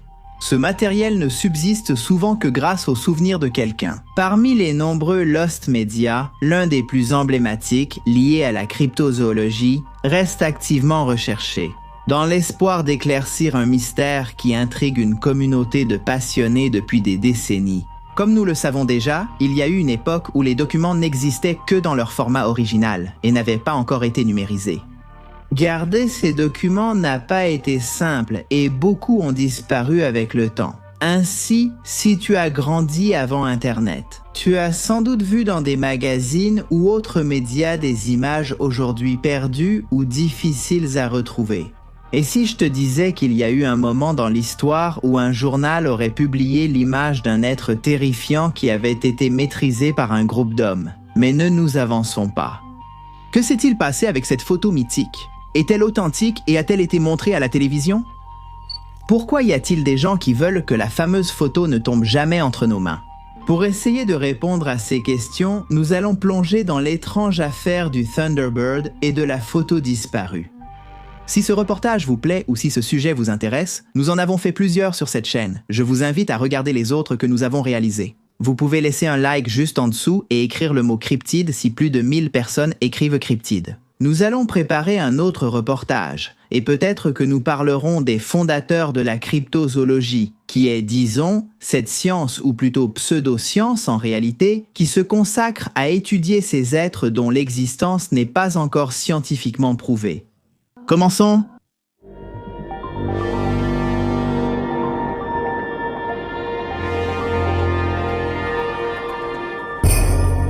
Un oiseau né de la foudre? L'histoire du Thunderbird débute avant l'apparition des caméras, des journaux et d'Internet. Elle commence à une époque où les mythes n'étaient pas la seule façon de comprendre l'inexplicable, où la frontière entre le réel et le symbolique était une ligne floue, tracée par le besoin de survivre, la peur de l'inconnu et le respect envers des forces qui, manifestement, n'étaient pas humaines. Dans ce contexte, les peuples autochtones d'Amérique du Nord ne croyaient pas seulement au Thunderbird, ils le vénéraient, craignaient sa puissance et l'intégraient à leur vision du monde.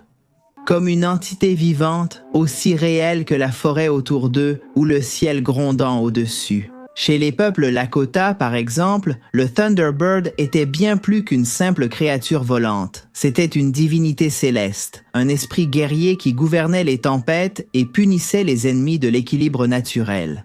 D'après leurs récits, le battement de ses ailes était si fort qu'il provoquait la foudre. Quand il ouvrait le bec, ce n'était pas un chant mais un tonnerre qui faisait trembler la terre. Il disait vivre au-dessus des nuages, sur une montagne sacrée, invisible aux humains. On pense qu'il venait sur Terre seulement quand l'humanité s'égarait, pour rétablir l'ordre par la terreur.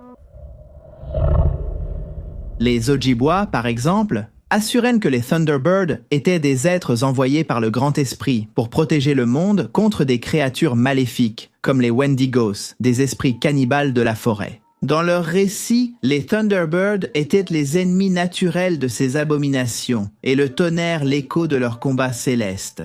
D'après les légendes, ces oiseaux géants pouvaient changer de forme, se cacher dans la brume et parler aux anciens par des visions. Leur présence n'était pas considérée comme un mauvais présage, mais comme un avertissement qu'un mal bien pire approchait pour les peuples. Apache.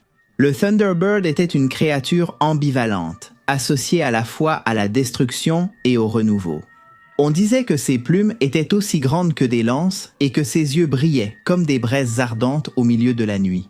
Lorsqu'il apparaissait dans le ciel, c'était le signe que le monde était sur le point de changer, que quelque chose de profond bougeait dans l'âme de la terre. Des chamans disaient invoquer son esprit lors de rituels secrets, utilisant fumée, tambours et chants réservés aux initiés.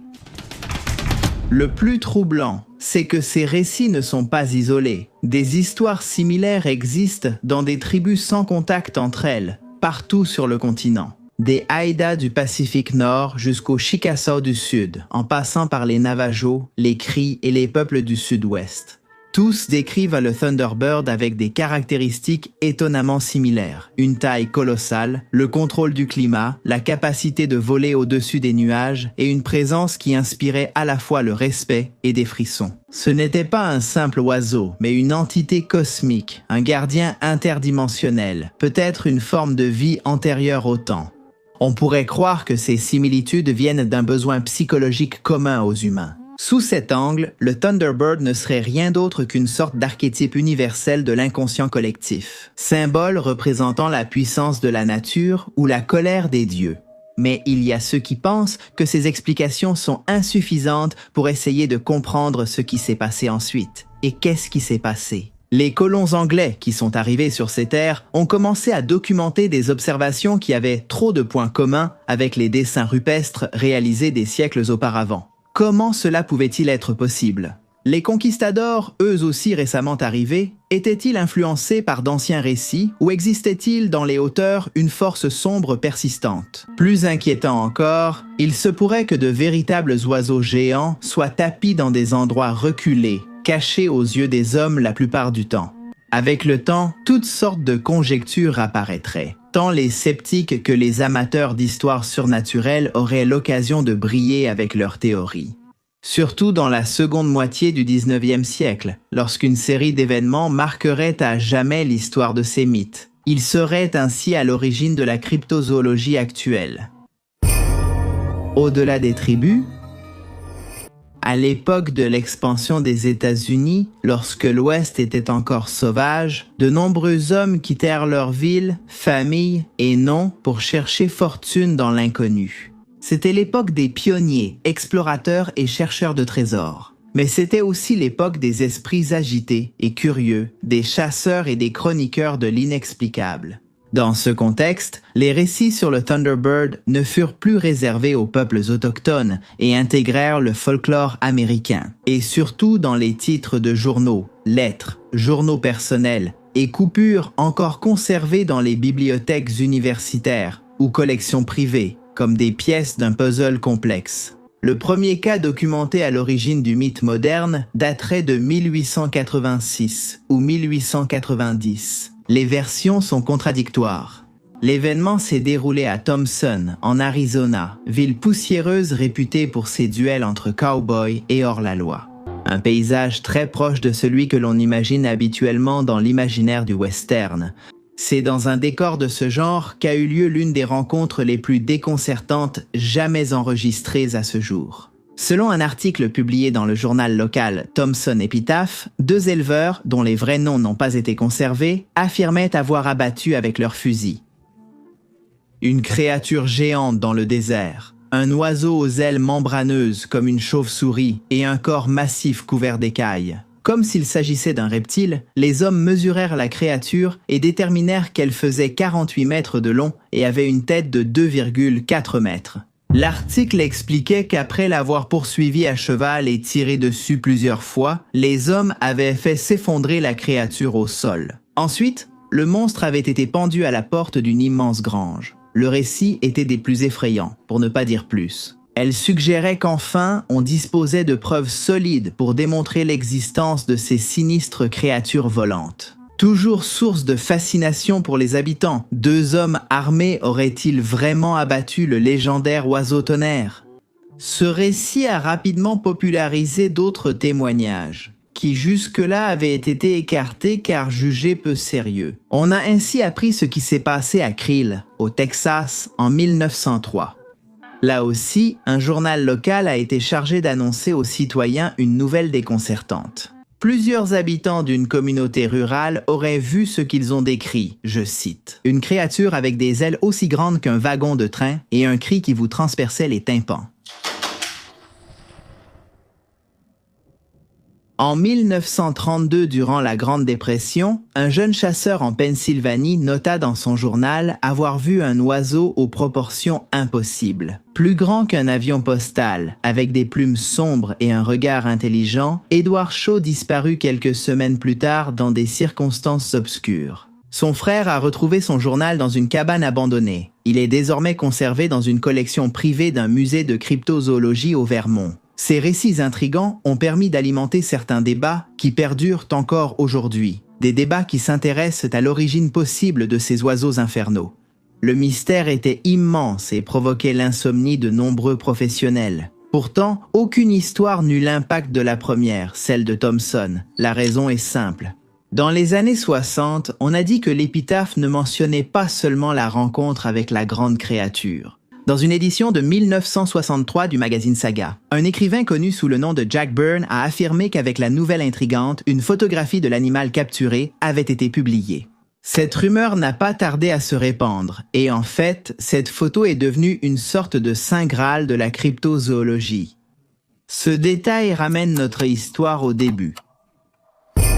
À À la recherche de la photo perdue, Jack Byrne assurait avoir vu la photo de ses propres yeux. Selon lui, l'oiseau avait été transporté en ville sur une charrette et la photo le montrait cloué au mur, les ailes déployées. 6 hommes se tenaient devant le cadavre, bras ouverts et doigts se touchant. Des chercheurs modernes ont découvert qu'une édition précise du journal n'existe pas dans les archives, alors que presque toute la collection est conservée, sauf celle où la photo aurait été publiée. Dans certaines bibliothèques, elle est indiquée comme perdue, ailleurs elle n'est pas répertoriée. On dirait que quelqu'un a voulu éliminer cette pièce. Ce phénomène ne concerne pas que l'épitaphe. Certains disent que l'image est apparue dans une vieille édition de Fate Magazine des années 50, une revue spécialisée dans le paranormal. Des centaines de collectionneurs de magazines vintage ont recherché cette image dans d'anciens numéros. Certains disent l'avoir vue enfant. Dans un article intitulé « Behemoth du ciel », publié soi-disant en 1957. Mais quand on consulte les archives de ce magazine, devinez quoi? Oui, il n'existe plus, à cause d'incendies et de déménagements. Une grande partie de ce qui a été utilisé pour ces publications a aujourd'hui disparu.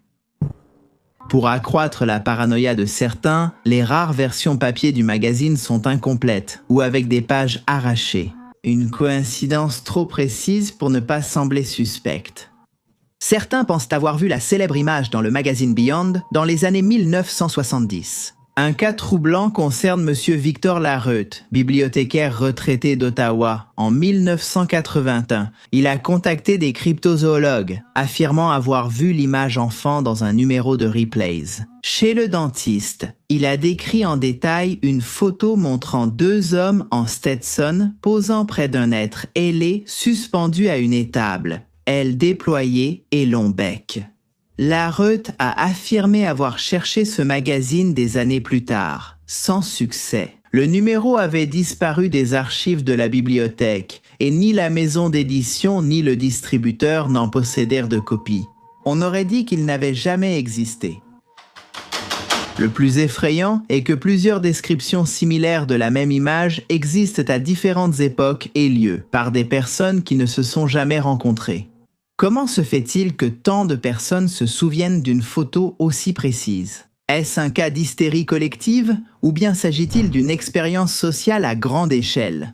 Sommes-nous face à un effet Mandela ou bien à une grande dissimulation qui nous pousse vraiment à remettre en question plusieurs choses? Un autre personnage clé dans ce mystère fut Ivan T. Sanderson, un biologiste de formation mais aussi un fervent chercheur de l'anormal. Sanderson joua un rôle clé dans les débuts de la cryptozoologie. Son obsession pour l'inexplicable l'a conduit à fonder, en 1965, la Société pour la recherche de l'inexplicable, connue sous le nom de Situ. On a affirmé que la célèbre photo du Thunderbird était conservée dans cette organisation, mais si elle a vraiment existé, où est-elle aujourd'hui? L'histoire officielle dit qu'elle a été perdue lors d'un sinistre aux entrepôts de Sanderson en 1955. Il a été dit que la photo a brûlé avec d'autres documents, mais des récits ultérieurs contredisent cela. Des preuves indirectes montrent que la photographie a circulé jusqu'en 1965, 10 ans après l'incendie présumé. Il semble qu'il y avait au moins 2 copies. L'une aurait brûlé, l'autre aurait été saisie par des inconnus.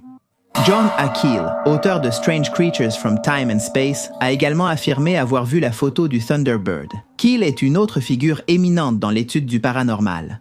Et, selon lui, il a eu une conversation avec Sanderson entre 1965 et 1966, où Sanderson lui-même aurait avoué que l'image était perdue. Il a affirmé l'avoir vue publiée dans les années 50. Il se souvenait précisément de la scène. L'oiseau évoquait un ptérodactyle mort accroché à une grange, devant laquelle plusieurs hommes minuscules posaient face à cette aberration. Certains affirment que Sanderson a montré l'image à la télévision lors d'une interview dans The Pierre Burton Show. Comme si une force mystérieuse voulait cacher cette preuve, cet épisode a aussi disparu. Jamais rediffusé, personne ne l'a enregistré, même par erreur. Les sceptiques ont immédiatement attaqué. Ils ont précisé qu'il ne s'agissait pas d'une photo diffusée dans l'émission, mais d'un dessin réalisé par Sanderson pour illustrer le mythe. Peut-être que Sanderson avait montré un dessin, puis avait décrit en détail la fameuse photo. Cela crée la confusion chez les gens. Au-delà de cela et de l'obsession que cette fameuse photographie a suscité chez de nombreux internautes, le mystère du Thunderbird ne s'arrête pas au 19e siècle, ni même dans les premières décennies du 20e siècle. Au fil des ans, des témoignages d'observation d'oiseaux géants ont persisté, surtout dans des zones isolées des États-Unis et du Canada. Des endroits où les frontières entre le réel et l'imaginaire semblent s'estomper. Caressant. Les habitants des zones éloignées des grandes villes semblent plus en contact avec l'inexplicable. En 1977, par exemple, dans le comté de Lawrence, dans l'Ohio, un homme nommé William Hall a affirmé avoir vu une créature qui ne pouvait être classée comme rien de ce qu'il avait vu auparavant.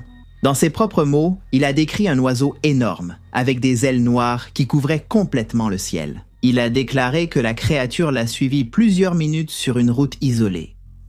L'oiseau n'était pas seulement gigantesque, mais sa présence provoquait un bruit sourd, comme un grondement lointain, un son qui l'a rempli d'une angoisse écrasante. Certains cryptozoologues ont pris l'affaire de Hall au sérieux, mais les médias locaux l'ont vite ridiculisé. L'observation est devenue un autre récit étrange d'un homme ayant vu l'incompréhensible. Fait curieux, de nombreuses personnes de la région ont aussi relaté des expériences similaires. D'oiseaux géants traversant les cieux lors de tempêtes, des ombres glissant sur les pentes des montagnes, et de silhouettes ailées qui n'ont jamais été vues de près, mais dont la taille ne pouvait être niée. En Alaska, durant la même décennie, des témoignages sur d'immenses oiseaux ont attiré l'attention. Dans l'Arctique, certaines communautés de pêcheurs ont signalé l'apparition d'oiseaux monstrueux qui s'élevaient au-dessus de la mer. Chaque témoignage paraissait plus étrange que le précédent, mais tous étaient d'accord sur un point. Ces oiseaux n'étaient pas de ce monde, ils ne ressemblaient pas aux oiseaux que nous connaissons. L'un des cas les mieux documentés s'est produit avec un groupe de touristes à Montaña Blanca, une zone située entre les États du Tennessee et de la Caroline du Nord. Il affirme avoir vu une immense bête ailée dont les ailes ont obscurci le soleil plusieurs minutes. La télévision locale en a parlé brièvement. En cherchant à enquêter, les journalistes n'ont pas trouvé les témoins et les enregistrements originaux ont disparu. En conséquence, l'enquête a été rapidement classée sans suite. En 2013, un groupe d'adolescents dans le Montana a filmé ce qu'ils ont décrit comme une ombre volant à haute altitude, une silhouette immense qui glissait silencieusement entre les montagnes. La vidéo, publiée sur YouTube, a vite été supprimée pour violation présumée de droits d'auteur, selon le récit. C'est le mythe publié par la chaîne. La vidéo a disparu d'Internet quelques jours plus tard. Les garçons, terrifiés, auraient laissé un message sur divers forums. Dans le même témoignage, ils affirment que la créature qu'ils ont vue semblait avoir une petite tête par rapport à la taille de ses ailes, comme s'il s'agissait d'une créature démesurée, un dinosaure. La vidéo, évidemment, n'a jamais été retrouvée. Les apparitions sont devenues aussi courantes que les légendes qui les accompagnent.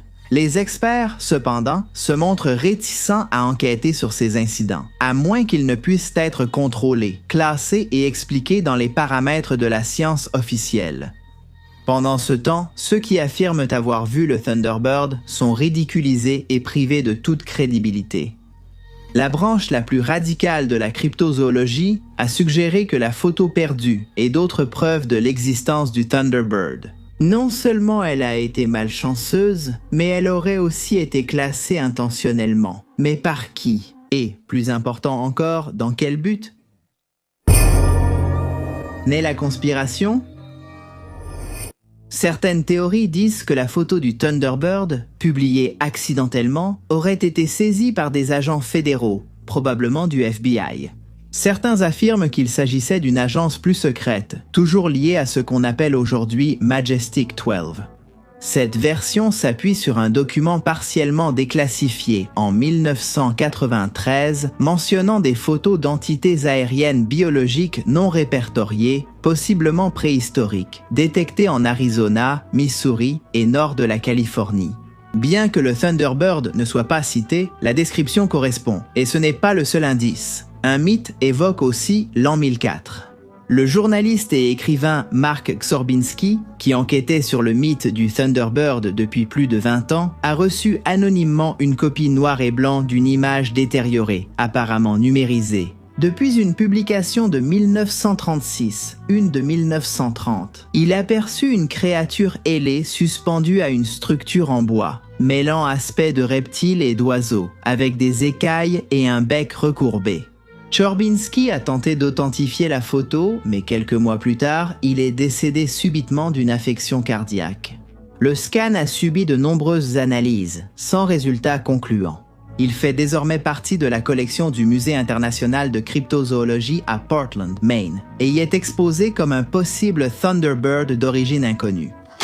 Le chercheur indépendant Ken Gerhardt affirme avoir parlé à plus d'une douzaine de personnes disant avoir vu la photographie. Dans des manuels, almanachs anciens et livres scolaires des années 60 et 70.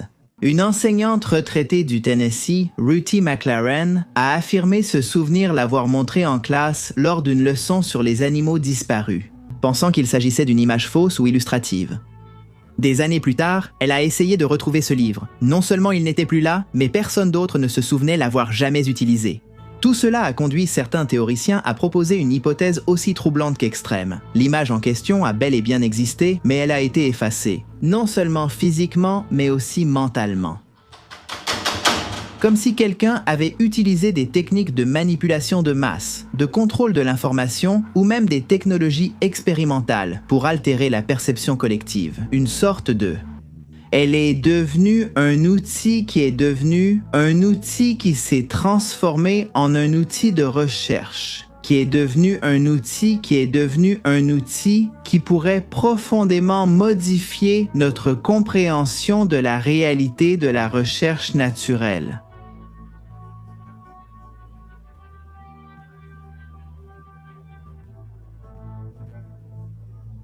Certains affirment que ce qui a été vu n'était ni un oiseau ordinaire, ni un survivant de l'ère des dinosaures, mais une créature interdimensionnelle qui apparaît dans notre monde à des moments précis, qui se manifeste près des orages électriques ou dans des endroits où la réalité semble se déchirer brièvement.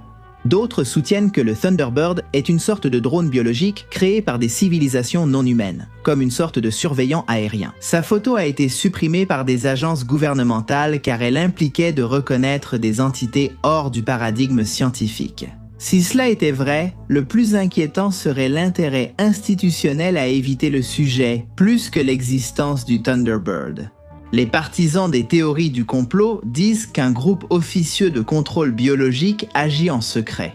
Une sorte d'Interpol de l'anormal, chargé de dissimuler toute preuve de faune non répertoriée qui pourrait perturber la stabilité sociale.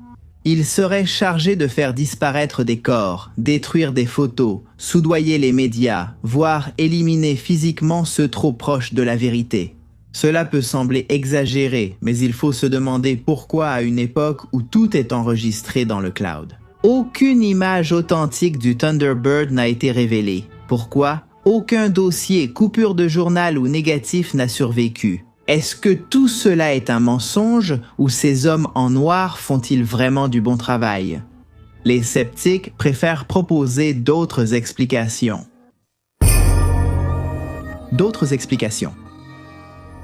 Le docteur Carl Zucker, zoologiste et auteur, a suggéré qu'une photo de cigogne marabout, tenue par des membres d'une tribu africaine, aurait pu inspirer le mythe de la photographie du Thunderbird.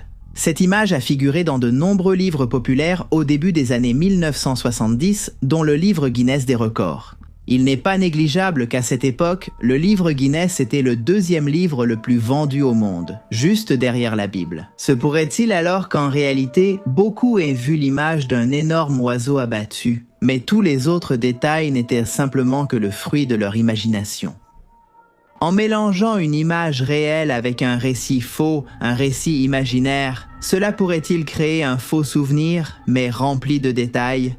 Certains chercheurs, issus de la cryptozoologie ou du révisionnisme historique, pensent que le Thunderbird serait une espèce relique plutôt qu'une créature unique. Que cela signifie-t-il? Cela impliquerait que des animaux préhistoriques auraient survécu dans des régions inaccessibles comme les Appalaches, les Rocheuses ou les marécages hostiles du Grand Sud. Selon cette théorie, des espèces comme Quetzalcoatlus, l'un des plus grands ptérosaures connus, pourraient avoir eu des descendants adaptés à de nouveaux environnements. Leurs observations expliqueraient les légendes d'oiseaux géants, mais il ne faut pas se limiter à l'Amérique, pensons aussi à l'Afrique centrale. On dit que le Kongamato n'est pas un oiseau ordinaire. Il ne chante pas, ne vole pas haut et ne construit pas de nid. Il se déplace comme un spectre, glissant à travers la brume des rivières Zambèze et des marais de Bangweulu. Les chasseurs canariens qui l'ont vu ne le comparent pas à un oiseau, mais à quelque chose de bien plus ancien. Quelque chose qui ne devrait pas exister, quelque chose que, si la science devait le nommer, serait un ptérosaure. Oui, un reptile volant de l'époque des dinosaures. Peau rougeâtre sans plumes, bec garni de dents acérées et ailes membraneuses rappelant une chauve-souris. Des créatures censées avoir disparu il y a plus de 65 millions d'années. Les habitants affirment qu'il rôde toujours. Kongamato signifie « briseur de bateaux » car il attaque les canoës, détruit les embarcations et a parfois tué ceux qui ont traversé son territoire. Ce n'est pas un symbole spirituel, ni un totem de sagesse. Les tribus le décrivent comme un démon de l'air, un émissaire de la mort, et ses récits ne sont pas nouveaux. L'un des premiers à avoir consigné cette histoire fut l'explorateur britannique Frank H. Milland. Dans les années 1920, dans son livre « En Afrique ensorcelée », il raconte comment les habitants, en voyant des dessins de ptérosaures dans ses livres, désignaient avec certitude « c'est le Kongamato ». Milland en fut bouleversé. Les autochtones ignoraient la paléontologie occidentale et les fossiles. Pourtant, ils décrivaient avec précision des créatures supposées disparues. En 1956, un homme grièvement blessé est arrivé à un hôpital de l'année Milland, l'année mort de Milland dans l'année, mort de Milland dans l'année, la de H. En l'année de Milland, en l'année de la mort. Milland, l'année de la mort. Milland en l'année de la mort, Milland, en l'année de la mort de H. Milland, en l'année de la mort de H. Milland, en mort de H. Milland, année de la. Milland, année de la. L'année de la mort de H. Milland. Il y avait des caméras, il n'y a pas eu de preuves, seulement un témoignage saccadé et terrifiant. Comment la science explique-t-elle cela? Simple. Il n'y a pas peu de professionnels qui pensent que toutes ces apparitions correspondent à d'autres cigognes. Beaucoup proposent le grand bec en sabot comme l'oiseau que l'on confond souvent avec un monstre. C'est de cela qu'il s'agit, de personnes terrifiées qui exagèrent ce qu'elles voient lors d'une crise de panique. Quoi qu'il en soit, l'idée d'être face à des Thunderbirds est séduisante, même si le Thunderbird existe, cela devrait nous inquiéter. Pourquoi? Car dans un recoin isolé des mythes autochtones nord-américains, il existe une prophétie que beaucoup n'osent pas prononcer à voix haute et qui est liée à ces oiseaux mythiques. Prophétie du tonnerre. Une prophétie célèbre existe parmi les peuples anciens des grandes plaines et des montagnes rocheuses. Elle s'est transmise de génération en génération par des murmures et des mythes que seuls quelques initiés ont pu déchiffrer. La prophétie parle d'un temps futur, une époque de grandes convulsions et de changements, où les ailes du Thunderbird couvriront le ciel, déchaînant à la fois des tempêtes et des cataclysmes. Certains la considèrent comme un avertissement, un rappel que le cycle de destruction et de renaissance lié au Thunderbird est sur le point de se réaliser à nouveau. Ainsi, les humains devront affronter quelque chose de bien plus grand qu'eux. Comme souvent avec les prophéties, ces détails restent vagues et ambigus. Que veut vraiment dire cet avertissement? Certains pensent que les ailes du Thunderbird symbolisent le chaos naturel qui survient quand l'humanité s'égare, plutôt qu'une simple référence à la créature. Certains, plus sombres, disent que le Thunderbird sera le messager. Invasion. Une force cosmique qui ne détruira pas seulement la réalité telle que nous la connaissons, mais qui la remplacera par une nouvelle forme d'existence. Pendant ce temps, le Thunderbird observera depuis le ciel, tel un gardien de la transition. Un témoin non seulement de l'histoire des peuples autochtones, mais aussi d'un cycle bien plus vaste qui précède et succède à l'humanité. Au fil des ans, l'humanité affronte des crises mondiales et des catastrophes naturelles toujours plus intenses. Et à la sensation croissante que le monde change à une vitesse sans précédent, la figure du Thunderbird reste un symbole troublant. Est-ce un être cosmique, une créature destinée à revenir annoncer des extinctions inévitables, ou juste un rappel que la nature, dans sa grandeur et sa force, restera toujours incontrôlable. Dès les années 1990, des reconstitutions artistiques de la photo perdue du Thunderbird ont commencé à apparaître. Ceux qui pensent avoir vu la photo à l'ère d'Internet se souviennent en fait d'une contrefaçon. Toutefois, une génération plus âgée affirme avoir vu le célèbre cliché original, perdu depuis des années. Le Thunderbird a-t-il vraiment existé ou est-ce simplement une invention collective née du désir humain d'imaginer des créatures inaccessibles? Un Thunderbird a été chassé et photographié en 886 ou 1890. Peut-être que nous ne saurons jamais la vérité, que le Thunderbird vole encore dans l'obscurité au-dessus de nous ou qu'il est déjà trop loin pour qu'on le retrouve. Mais le mythe ne disparaît pas, et comme tout mythe, il reste vivant, il continue de s'étendre, il continue de grandir. C'est un monstre ailé, une ombre sur notre compréhension de la réalité que nous pourrions oublier un temps, jusqu'à ce qu'un tonnerre très fort gronde au loin. Alors nous saurons que l'heure est venue, et peut-être que notre dernière pensée sera « Aurais-je le temps de prendre une photo avant que tout ne se termine ?»